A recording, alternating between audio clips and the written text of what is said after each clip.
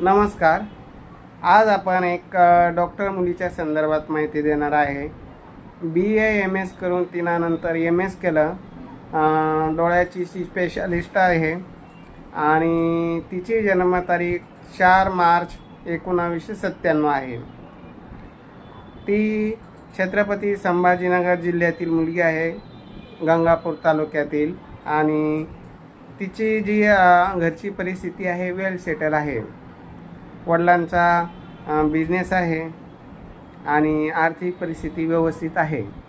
तर त्यांची जी अपेक्षा आहे तर मुलगा हा डॉक्टर असावा. BA MS MD असला तरी चालेल. MBBS भेटला तर उत्तमच, किंवा एखादा क्लास 1 क्लास 2 अधिकारी त्यांना चालतो.